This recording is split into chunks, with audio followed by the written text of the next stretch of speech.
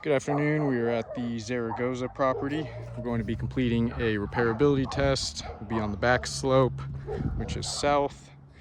We have this damaged shingle that we'll do the repair test on. We'll see how it affects all of those surrounding shingles. I'll give you an overview of all of those surrounding shingles that we'll be working with.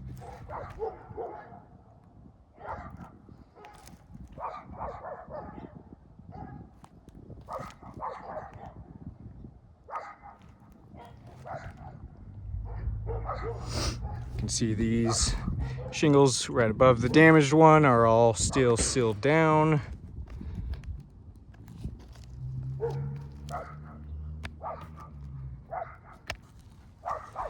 For my tools, I'll be using a flat bar, hammer, putty knife, and roof snake. And then we have this 45-degree angle that we're going to place underneath the damage tab there, just so that way we'll have a reference point for what 45 degrees looks like.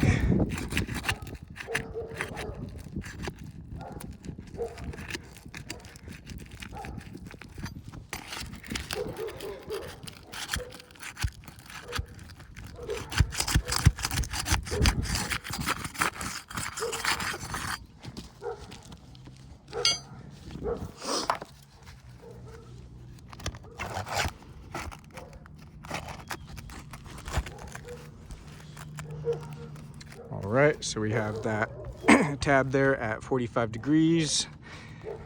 Give you some side views here. So we'll have a reference point for what 45 degrees looks like.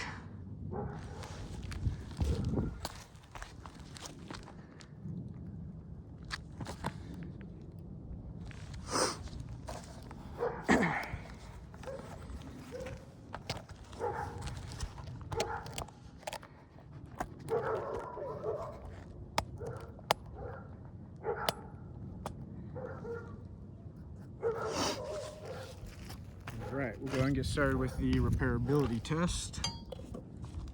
We'll start by getting all of these shingles unsealed. We use the putty knife to unseal the top shingle here.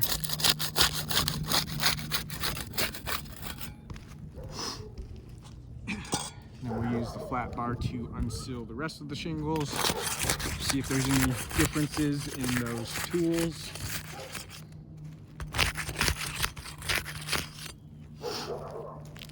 Now we'll start removing these nails.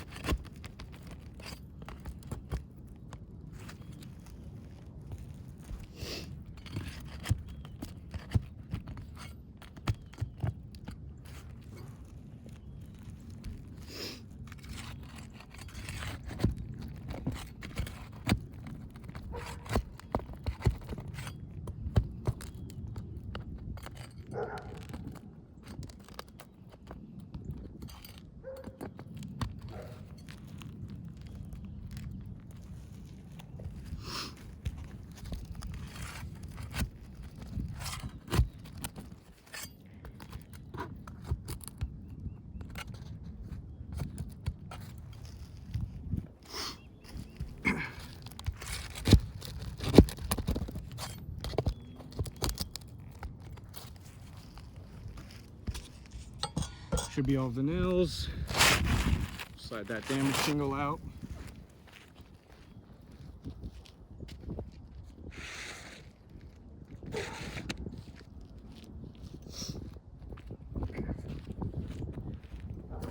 Go ahead and get this new shingle in there, get it all lined up nicely.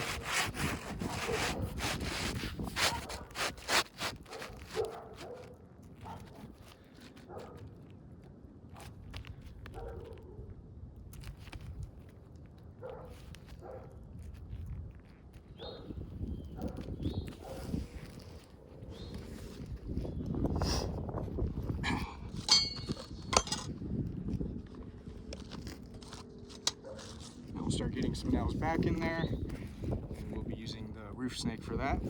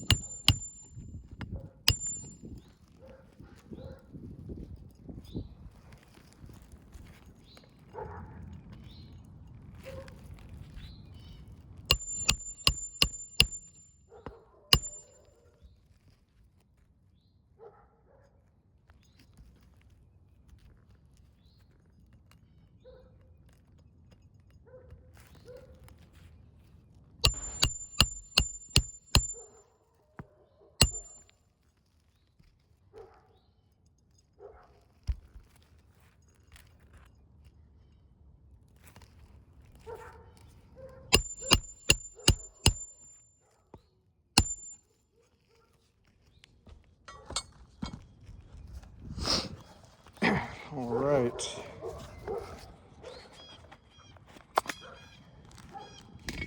We're all complete with the repairability test. Give you another overview of all of those surrounding shingles.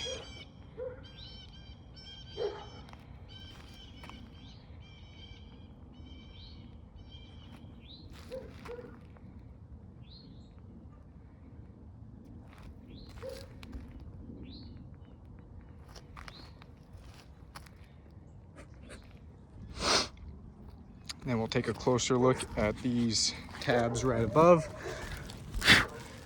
You can see some stress fractures caused to those tabs due to the lifting from having to remove those nails and place some more back in. You can see where that fiberglass matting on the shingle broke there, causing that stress fracture. You can feel where it's very weak in that area. So that's going to not allow the shingle to do what it's designed to do.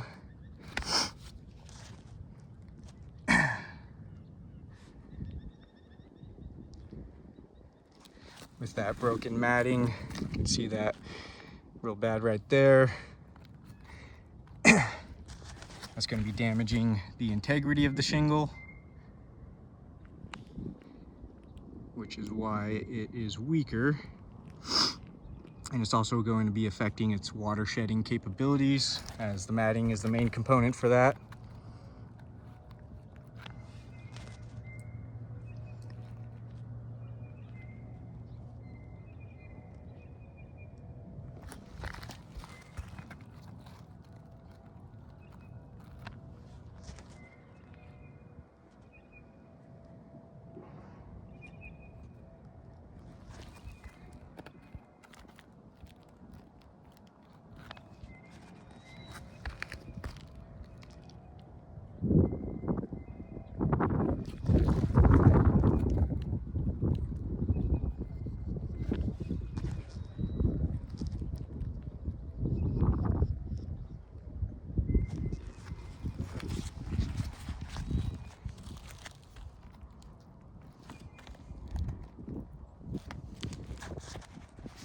see a big difference in the comparison of these tabs here that we did have to manipulate in order to complete that repairability test compared to these shingles up here that are still sealed down. We can see those do not have any stress fractures along those.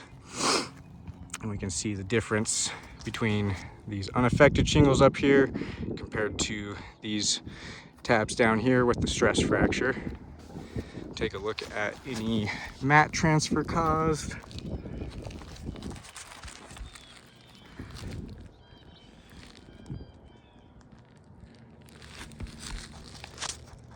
Looks like we can see a little bit right there. Some exposed fibers showing through there. And that mat transfer.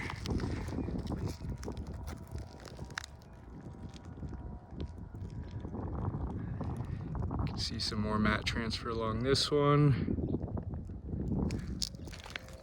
Also leaving the exposed fiberglass showing through there.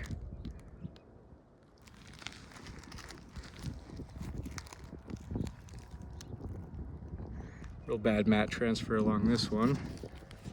See all of those chunks of matting that came off the bottom of this tab, leaving some more exposed fiberglass. So that'll also be damaging the integrity of the shingle as it's taking chunks of that matting, tearing that off, which is making that shingle weaker, damaging the integrity of it, and it's also going to make it more difficult for those shingles to reseal properly in those areas once repairs have been made.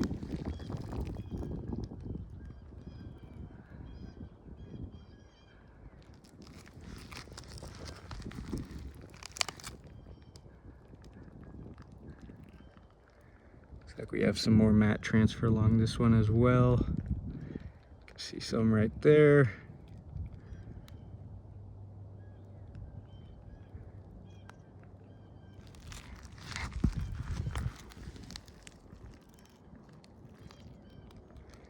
Some bad mat transfer there as well.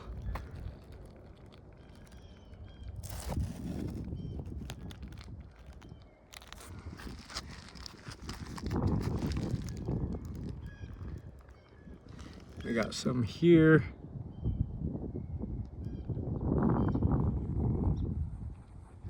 Some more exposed fiberglass showing through there. So we have mat transfer along both of these rows, in which we use the putty knife to unseal the top one, the flat bar to unseal this one. So either tool that's used looks like it's going to cause some form of mat transfer. So we have those stress fractures and the mat transfer causing damages to those surrounding shingles with this repairability test. We have this one tab on shingle 5, then we have shingles 6 and 8 there, all damaged from replacing this one damaged shingle. So we have an additional 3 damaged shingles, and with those damages, that's going to be cause for potential water intrusion, possible leak hazard. And so if repairs were to be made, I don't believe they are feasible, as you can see the condition that those surrounding shingles will be left in. If repairs were made, you can see the wind damage on this roof is very widespread, so this insured will have potential leak hazards all over their roof. You can see wind damage shingles all over the front as well. So anywhere there's needing to be a repair, there'll be 3 additionally damaged shingles in that condition, and possible water intrusion all over the insured's roof. And so that would not be indemnification if repairs are made. So I do not believe this roof is repairable. I'll go and chalk up all of those damages and get some better pictures of those. Thank you for your time.